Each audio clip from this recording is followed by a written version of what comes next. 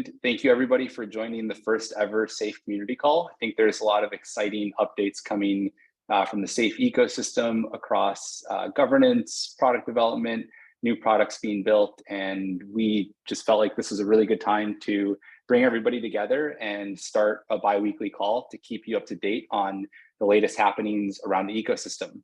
So to start us off and just set a little bit of context, as I mentioned, we have a few topics for today, but generally the agenda for most calls should follow this rough order where SAFE DAO and SAFE Governance will present.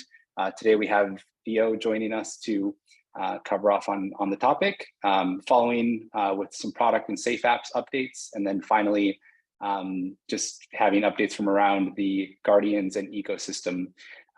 Today we have Stephen from Castle joining us to talk about Castle and some of the cool things that they've been up to. So as I mentioned, these calls will be bi-weekly to start, and we will change these up if needed. But please, as you engage with these calls, let us know on Discord in the community chat channel if you have any questions, comments, or would like to get involved with any of the upcoming calls. So yeah, without further ado, I'll kick this call off. Just for a little context, I'm Jorge, the growth lead at SAFE, and I would like to hand it over to Theo. So Theo, please introduce yourself, and you can jump into the SAFE DAO side. Thanks, Jorge. Hi, everybody. I'm Theo. I joined just last month as a DAO Coordination Lead, and I really see it as my job to coordinate with you all to keep the community in close touch to what's happening in product development and ecosystem. So looking forward to getting to know you all more over the next weeks. And yeah, so SAFE DAO is now a thing. We have a governance token. The forum is live. And yeah, so if we go to the next slide, this is really the bare bone governance structure we currently have. So the governance token is live, as I said, but really when it comes to governance framework, other more granular proposals, we are still very early. And we will have a lot of proposals coming up over the next weeks and months. And a few of them will be mentioned soon. But when it comes to the process, for those of you who don't know, this is how it works. So there is a phase 0, which is optional, where we use the forum really to ideate, to align on what a proposal should entail, what it should optimize for some just high level discussions. And while it is optional, I think it is very useful to start like that. So just go to the forum and create a thread in the proposal section. And there is a subsection for different topics. The links you can on the website or Twitter. You can also reach out to me. And then the second phase, that is when a proposal actually becomes an SEP, so a SAFE ecosystem proposal. This, the first phase really after phase 0. And this also takes place on our forum, but that is sort of the official discussion. And once a proposal becomes an SEP, it needs to be there for at least 6 days, open for feedback, open for review, open for comments. But after 6 days in phase 1 on the forum, a SEP can move on to the last phase, which is phase 2, and that is the snapshot vote. So the snapshot vote has a fixed period of 7 days. And before that, there's a 1-day voting delay where the final snapshot proposal can be reviewed and last changes can be made just in case of mistakes. There should not be any changes of contents, because if a proposal changes in terms of contents during phase 1, then another delay period is triggered. That is just to make sure that everyone has sufficient time to review the proposal. So yeah, once it's on snapshot, it's 1 + 7 days. And after that, it is in effect. And if we go to the next slide, we have an example of our very first SEP, the participation agreement, which is currently on snapshot. It has 1 more day to go. It has already passed quorum, so that's great. Still feel free to go there and vote in the next hours, I think. Proposal, it has passed, and it looks quite likely that it will pass. And I believe we are in a much better place altogether, because the purpose of this proposal is really to give us all as DAO participants some more certainty and legal security around how we operate with the DAO. Since DAOs are still a very new thing, there's a lot of regulatory uncertainty, how interacting with a DAO, how engaging in a DAO, what that means on a legal basis. And this proposal was drafted by experts, many quite competent people commented and informed on the writing process. So I think this could also be an industry standard, really, when it comes to providing DAO participants with some legal certainty and reducing the liability. Yeah, so there's really nothing else to do than just to take another look and vote. And once it passes, presumably in a day from now, I think this is a good basis for further proposals. And if we go to the next slide, there is another proposal, a community proposal, coming up very soon. It was just moved to phase 1 today, when the author signaled it was ready for phase 1. So this is now our official second safe ecosystem proposal, and that is about enabling the transferability of the SAFE token. So as you all know, with the launch of SAFE, though, the token, the governance token, was launched as well, but it was launched in a way where it could not be transferred. And this proposal seeks to change the contract in a way that it can be transferred. So feel free to join into the discussion that is still taking place on Discourse. It was moved to phase 1 today, so that means it's going to be on the forum for at least another 6 days. There may be more changes coming up, and in that case, these 6 days will be extended. But to be safe, better check within the next few days, and we'll update you once this proposal might move on. And then we'll come to the next slide, which is another proposal that is making. It is not yet, it's actually not even in phase 0, if you will. It's not on the forum yet, but there have been some early discussions among some guardians and some key contributors. And the idea is to suggest to the DAO to have a constitution proposal. And this is really what the word entails. When we think of nation states, they have constitutions which have a higher security thresholds than laws. So usually the parliament can introduce new laws or amend laws rather easily, but when it comes to changing the constitution, that requires a lot more dedication. And in this case, the idea is to introduce the constitution proposal, which includes not necessarily a lot of contents, but some key components that are important to SAFE DAO.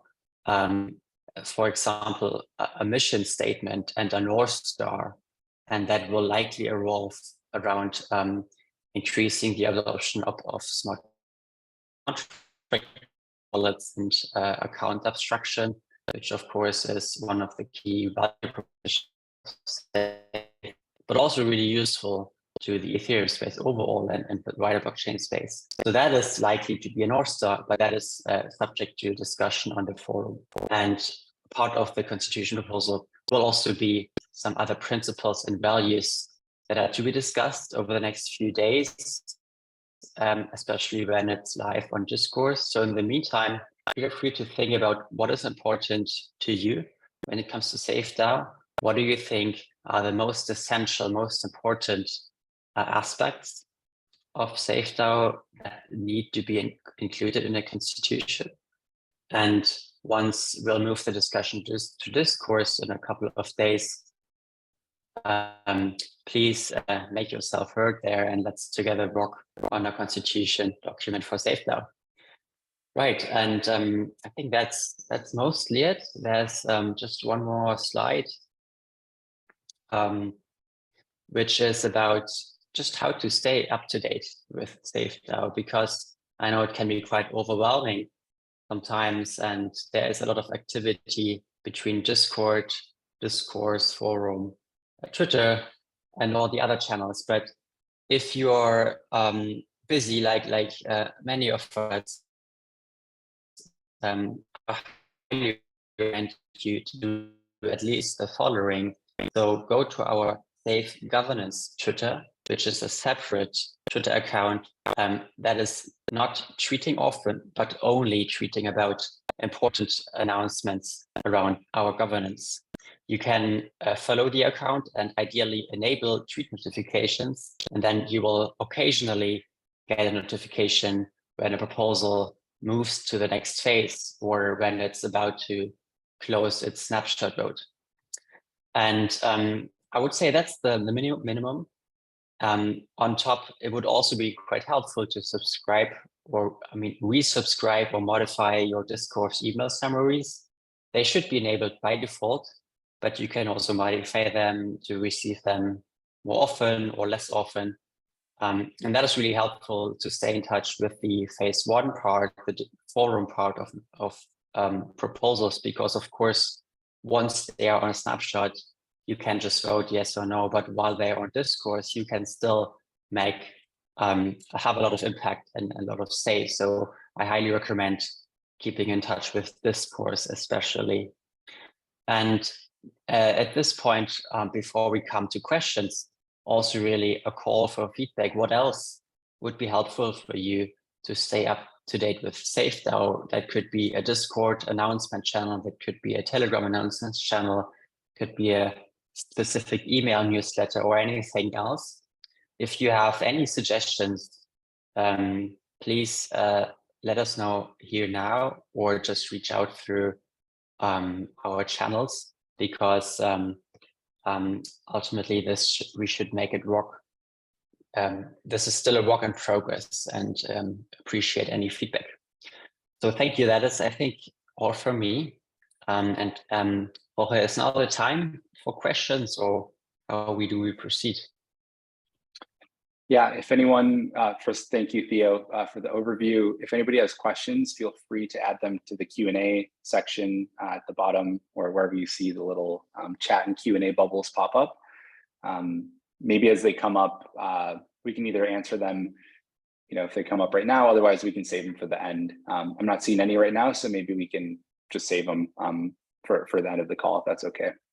Actually, we just got a good one. All right, so Theo, it'd be great to see the DAO fund independent reporters to maintain regular governance newsletters. What are your thoughts there? Is that in the works?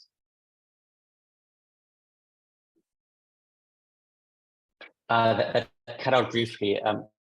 Could you repeat that, please? Governance newsletters? The question was on DAO funded independent reporters to keep up to date on everything and provide essentially a third-party newsletter on the happenings of the Safe DAO. Does that sound interesting or something to explore? Got it. Got it. Yeah, that's a great idea. I actually hadn't seen that before, I think. Of course, there are third-party newsletters covering a variety of DAOs. But I think when it comes to SafeDAO, if we see it growing, that could be a really good idea. I think we could just start out with, I mean, of course, this could be a SafeDAO proposal itself to allocate some funding for a quote unquote neutral source to curate the process. So yeah, if you have any ideas how to approach that, would be great to discuss that in the forum. Awesome. Yeah, great one for the forum, definitely. Another question, yes, this will be available later. So we'll share the recording and the deck with all the links after this call. So thanks for that question. And yeah, the last question was when transfer. So no answer there. The only community discussion that has come up is this one that Theo mentioned on enabling transferability. So if you'd like, you can go and review on the forum where that discussion is and contribute your voice to the discussion. So that's it for when transferring will be available. All right, no more questions. Theo, thanks again. We'll maybe have some questions towards the end. So if you have more questions for Theo, please ask them in the Q&A section. Otherwise, we will jump over to Safe Apps. So for the next call, 2 weeks from now, we will have a longer update from Clem, the Safe Apps product manager. For now, I have the privilege of kind of just introducing Safe Apps at a high level, and then hand over the discussion to Stephen to discuss their implementation of Castle as a newly launched Safe App, as you can see up here in this section. So as an overview, Safe Apps are essentially a way for developers to launch their dApps as iframes within the Safe interface. The benefits of that are you don't have to maintain multiple instances of your dApp. You can leverage some of the nice features that we expose through our Safe Apps SDK, such as handling login with a safe without having to implement that functionality yourself. And generally, it's our way of creating a repository of some of the best applications that you can use directly from Safe without having to worry about going to malicious sites or dealing with some of the complexities with signing in with Safe that some applications currently have if they don't support Safe natively. So we've seen this emerging trend of Safe Apps, everything from things like 1-inch, Aave, DEXs, liquidity protocols, insurance, and now with the launch of Castle, the first Safe app that natively supports trading, selling, buying NFTs on OpenSea and all major marketplaces. So it's been pretty amazing to see the growth over time of Safe Apps. And generally, if you're a developer, if you have questions about the SDK and want to launch as a Safe app, please ask us any questions in Discord.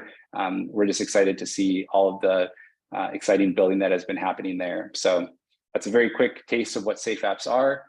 As I mentioned, Clem will have a lot more in terms of the roadmap and the thinking behind how Safe Apps will evolve.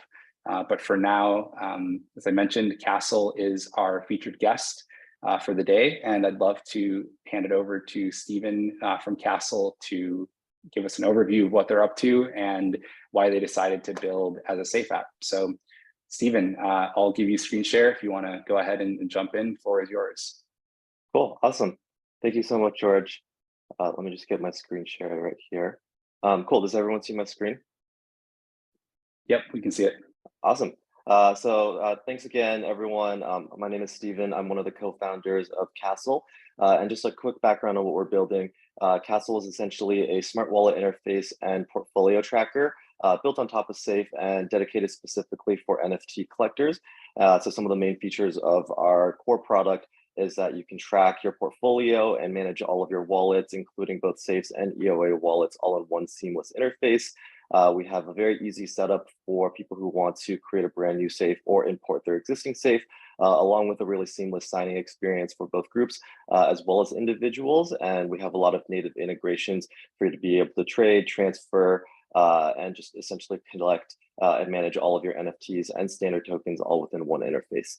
And as George mentioned, just last week, we recently launched some core pieces of our product as a Safe app within the Safe interface so that you can buy, sell, and transfer NFTs directly within the Gnosis Safe interface and be able to do that without having to worry about wallet connecting or signing within different apps that may be malicious or that just don't necessarily support the Safe ecosystem today. So our app is directly integrated with OpenSea, Genie, and Gem, leveraging some of their existing smart contracts that are tried and tested, which allows for purchasing across all major marketplaces like OpenSea, LooksRare, NFTX, and X2Y2. You can do both regular and bulk listings directly to OpenSea, as well as bulk NFT transfers.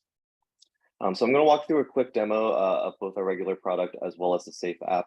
So within the Safe app, once you go into the interface, you'll see that it's called 0x NFTs by Castle. And then once you click on the app, you'll be able to see some of our core features that we've enabled for Safe users today. So within the marketplace, you can search or select for any existing collection. And then when you click on a collection, you'll be able to browse and select single or multiple NFTs for purchase. And then to execute it, all you have to do is sign the purchase, which will kick off a transaction, submit it, and then collect all of the signatures, and then you'll be able to execute on the purchase natively within the interface. You'll also be able to transfer all your NFTs out of your Safe if you want to transfer it to somebody else. And then you can also list directly to OpenSea and also edit your listings. And then within our core product, which is currently in private beta, and I'll share some of the access details right after this call, you'll be able to go in and connect your wallet to log in. And within our core product, you'll see that there is an interface showing you all the different wallets you have. So you'll be able to manage and track both standard EOA wallets as well as Safes. And then within your Safe, you'll be able to do all the same functions that you would come to expect, such as importing and sending NFTs, listing directly to OpenSea, adding tokens and sending tokens out. And we have a native portfolio tracker showing you all the different tokens that you hold, the different NFTs that you have, along with paid price and the floor price, along with any pending and completed transactions on your Safe today. And one of the things that we've built within our core product that's very unique is we want to really just be able to support and advocate for better security within the Web3 space as a whole. As we know, one of the biggest challenges in Web3 is that it can be very scary to manage your own assets, to self-custody things, and there's constantly scams and malicious actors in the space.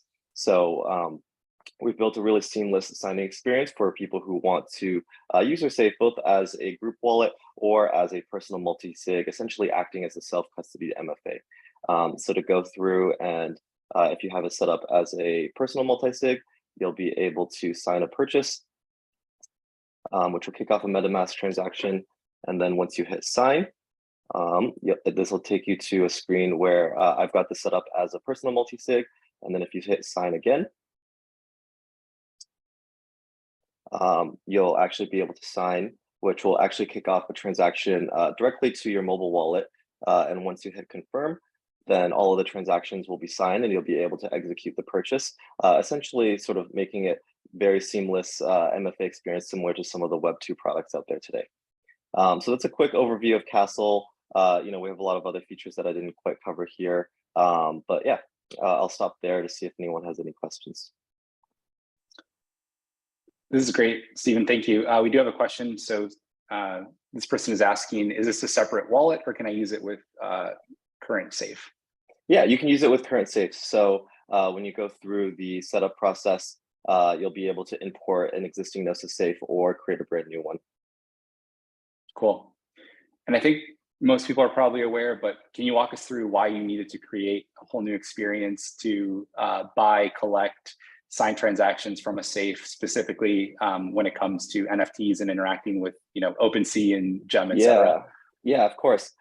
So yeah, for anyone who's ever sort of like tried to use OpenSea or a lot of the NFT products out there with their Safe today, you know that it's actually just like very difficult at a baseline. When we first got started with Castle, just being able to actually even connect into OpenSea, obviously like the wallet connect experience takes a lot of steps and it's sort of a little bit difficult to understand, but a lot of message signing, and connections just fundamentally don't actually work or like are not well supported with smart contract wallets today.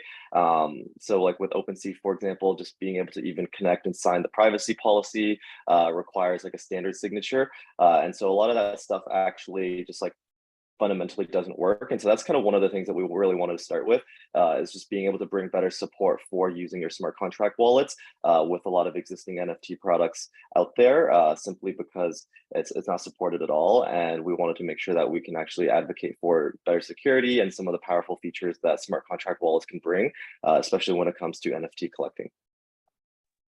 Yeah, that's a great point. And I think, as Theo mentioned earlier too, the topic of account abstraction is a big one. For the reasons you mentioned, smart contract accounts aren't currently treated as first-class citizens on most networks. So we are trying to work on coordinating people's efforts and ideas around promoting account abstraction. We'll be talking about this more publicly, so please stay tuned. But if you'd like to stay up to date or just involved with that, definitely keep up with the forum and just let us know if you'd like to be involved in that conversation. So account abstraction is a huge topic and something that we're keeping a close eye on. Yeah, totally. Likewise here at Castle as well. And yeah, I totally believe that account abstraction will be really huge for the widespread adoption of crypto and Web3 as a whole. And then yeah, last quick note too is for anyone who's looking to have access to our full app, you can access Castle via this link here. It's just beta.castle.link. And if you haven't gotten access to our beta yet, you can use the code CastleBeta to sign up for an account. Awesome. Thanks, Stephen. This is a great demo. Thanks for showing it off. Excited to see where you all take Castle. And yeah, if there are any other questions, please drop them in the Q&A section. Cool. I think that might be it for questions. Yep. Yeah, so I'll hand it back over to you. Thanks again. Cool. Thanks, Stephen. Yeah, so I think that kind of covers us for today. As we mentioned, this has been the first ever Safe Community Call. So thank you everyone for taking the time out of your day. The main conversations are happening on the forum. And if you have any questions, ideas, if you'd like to get involved, if you're a safe builder and would like to be featured in one of these community calls in the future, please let us know. The best place for that is the community chat channel on Discord. Otherwise, feel free to message us on Telegram or somewhere else if you see fit. So yeah, unless there are any other questions, I think we can sign off on that note. Thank you again to Theo for presenting on the updates from the Safe DAO, to Stephen for everything related to Castle and launching as a Safe app. Congrats again. And yeah, stay tuned for the next Safe Community Call. Thank you all and hope you have a great rest of your day.